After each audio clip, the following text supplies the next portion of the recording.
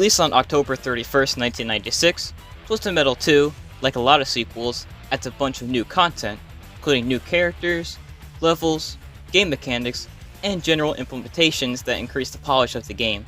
Twisted Metal 2 is often considered the best game in the series, and for good reason.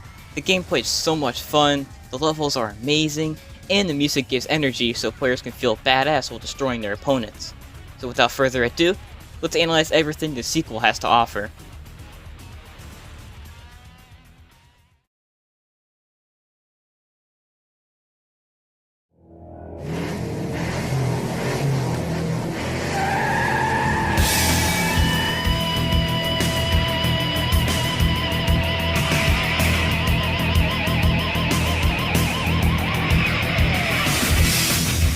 Twisted Metal 2 includes new gameplay mechanics that give balance and fun to the game.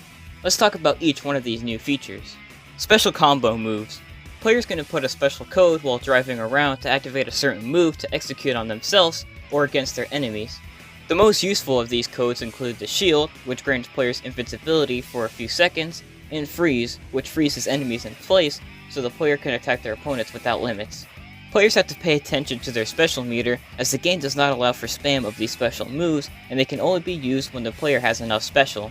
New weapons. Players can utilize new weapons to destroy their enemies, including lightning, a strike of lightning that fries any vehicles in a nearby radius, and dynamite, a remote-controlled explosive that can be exploded at any second.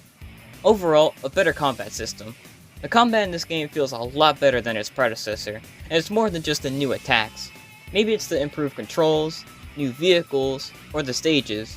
Whatever it is, the combat in this game is twice as fun as the first games. The vehicles are harder to flip, the enemies don't have infinite rear missiles, and the referees were completely taken out of this game, removing both major issues from the last game. Weapons are more plentiful, health is given out more liberally, and the machine guns on the sides of the vehicles never overheat.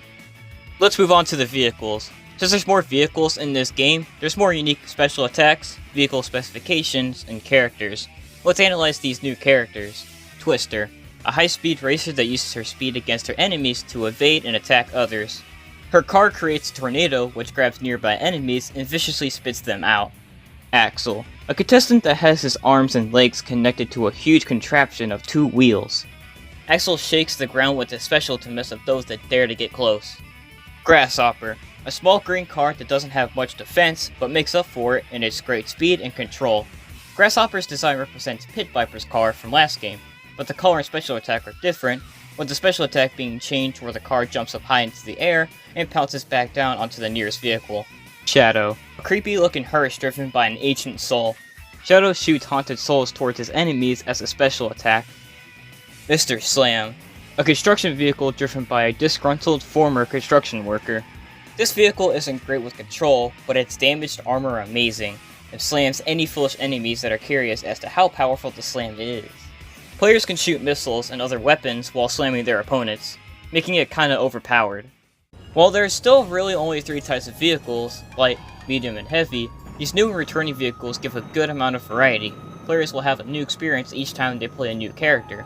Many mechanics from last game return and are done with more class this time. Each character has unique level passwords, so players will have to play every level with each character if they want to see all endings, rather than skipping to the last level with the password and beating the game with every character without the effort of climbing the ladder again. Cheats are back too, but they're pretty much the same as last games. Multiplayer is back this time too, with the new co-op mode where 2 players can come together and fight against the enemy NPCs. Cooperative is pretty fun, although it can be laggy at many times. Competitive mode is also back in this game, and it's pretty much the same as last games.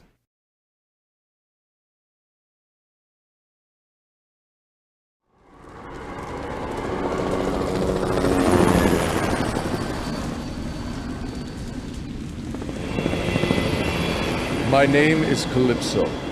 Exactly 1 year ago on Christmas Eve, my Twisted Metal contest destroyed the City of Angels. Down below, life has come to a halt as survivors struggle to stay alive.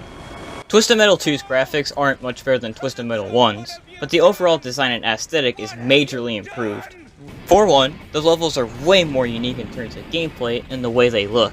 The last game was very dark and close quarters with most of its levels, but Twisted Metal 2 ups the ante by creating visually appealing levels and giving the player more room to move around and avoid enemies.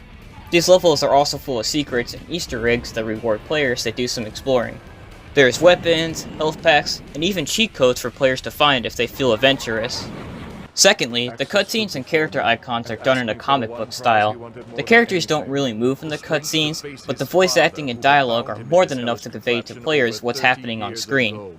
It's an amazing design choice. This gritty aesthetic really fits Twisted Metal. While the levels in Twisted Metal 2 are more bright and colorful, the cutscenes are a lot darker and edgier than last games. Twisted Metal 1's endings were cheesy and cheaply done. Twisted Metal 2, on the other hand, does a complete 180. A lot of the endings give a sense of uneasiness after they've been played. Take for example, Grasshopper's ending. Grasshopper, as mentioned before, is driven by Calypso's daughter, so when Calypso sees her, he's relieved, but also confused. For some background, Calypso was in a drastic car crash that killed him and his family. In the afterlife, he was able to steal power from Minion and become the holder of the Twisted Metal tournament. Calypso is happy to see his daughter again, but is unsure as to how she returned. It is then revealed that Crystal was actually built by the LAPD to stop Calypso's reign of Twisted Metal. They knew if they built a machine with an uncanny resemblance to his daughter, she would be able to get close to Calypso. Krista then explains with concern she will explode and is afraid of the pain she will feel. Calypso then embraces her as they both die from the impact. That right there not only shows the darker nature of Twisted Metal 2, but is also just a great cutscene.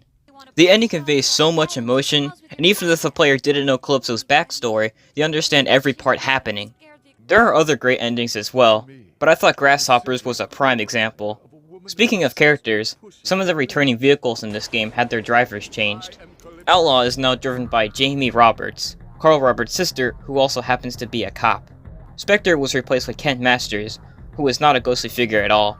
Roadkill is now driven by Marcus Kane, who is mentally insane, and is also Sweet Tooth, but that's not revealed until later in the series. Speaking of Sweet Tooth, he dons his iconic flaming head in this game. It's just so classic. Other characters not mentioned were also given design changes, but they're not major enough to talk about. You can also unlock and play as Minion in this game, and he's overpowered. Now that we're done with the characters, let's move on to the levels. I mentioned before how the levels are more open and colorful, they're also more unique in terms of their layouts.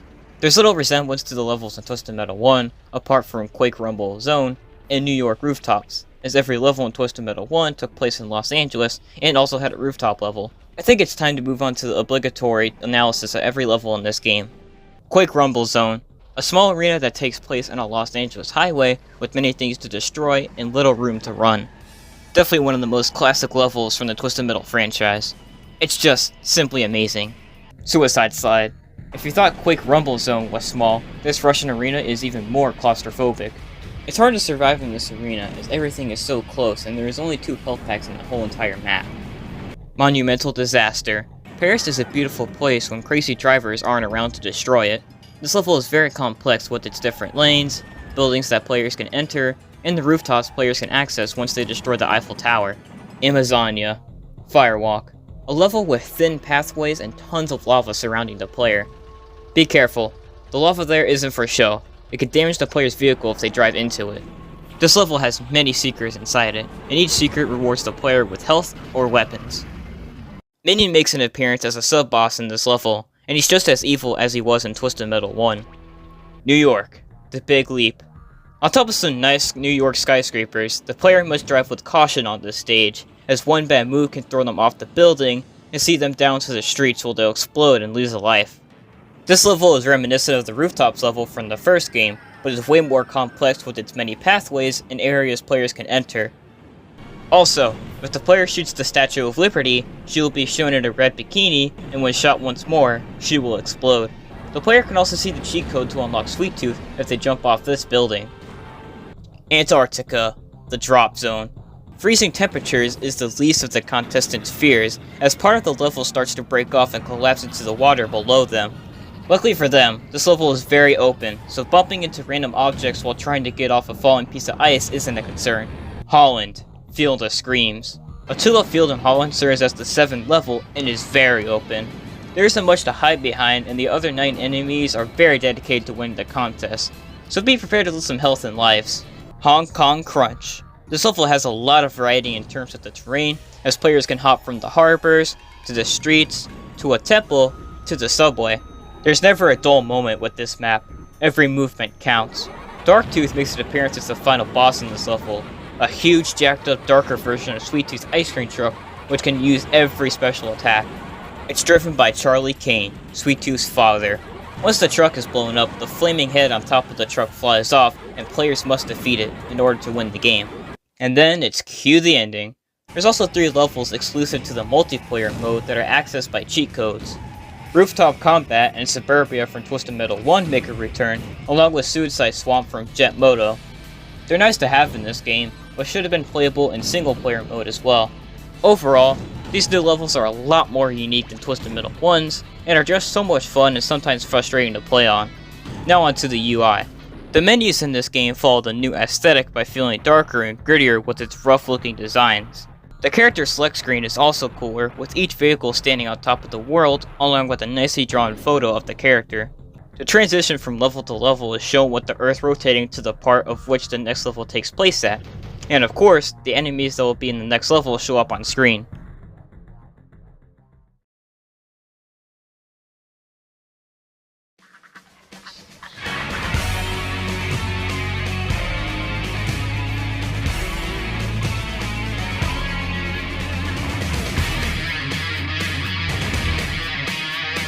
Twisted Metal 2's soundtrack is simply amazing. Each track has plenty of energy and guitar riffs, so players can feel the most badass when they go around wrecking their foes. The soundtrack sways more towards metal in this game, and I think it works better with Twisted Metal's vibe. The music also experiments with other genres rather than rock and metal. Each track really fits with the level on screen. It's amazing how much a few different instruments can really change the vibe of a song. The sound effects are better from last game, but not much. They're more impactful, but that's about it. Unlike last game, players can't play each track from the options menu. A bit disappointing really, considering this game definitely has the better soundtrack.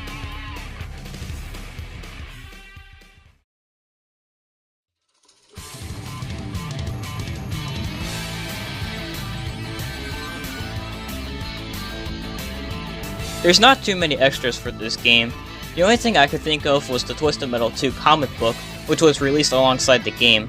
It gives the backstory of Calypso and how he became the host of the Twisted Metal contest. It's a rare item, apparently. Anyways, onto the issues. The difficulty. Challenge in a game is fine, but it shouldn't be painstakingly hard. To be fair, players can use their passwords as much as they need to complete a level, so it's not like the player has to reset each time they run out of lives. Really, the only levels that took me a while to beat were Antarctica and the Darktooth battle in Hong Kong. Antarctica shouldn't have been that hard, since the next 2 levels are easier for where they're placed in the level ladder. Darktooth is fair for a final battle, so he gets a pass. Next issue, the combo moves. The combo moves themselves are fine and very useful, but activating them is painful for no reason. No matter how fast or slow I press the combination, it'll only activate around 50% of the time. I thought my moves weren't activating because there was a certain cooldown between moves, but that wouldn't make any sense. If there's a meter for the moves, why create a cooldown? Shouldn't the meter be the cooldown? Next issue, and this is more of a nitpick, but Sweet Tooth can only be played by typing in a cheat code. Why is the mascot and most recognizable character of the series locked from the beginning? That's like Mario being locked at the start of Mario Kart. It doesn't make any sense. Speaking of Sweet Tooth, he spams his special attack like hell. Make sure your shield is up and have a decent amount of health when approaching him, or it's game over. Now that I mention it, it's more than just Sweet Tooth. Other characters seem to also unnecessarily spam their special attack. Look at this Warthog here, who's just sitting there spamming his special. It's just ridiculous. Yeah, take that, asshole. The last issue is weapons seem to come out of nowhere with no warning that they're approaching. One wrong move, and bang. This all ties into the difficulty issue. The game can be difficult and have its challenge, but it shouldn't be painful.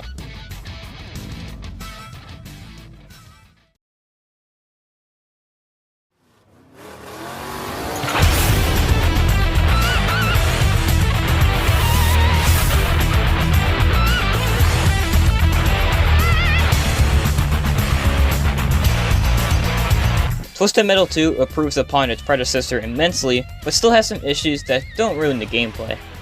With its unique levels, fun characters, and amazing soundtrack, it's easy to see why this game is loved by many. Now let's count up everything this game has to offer.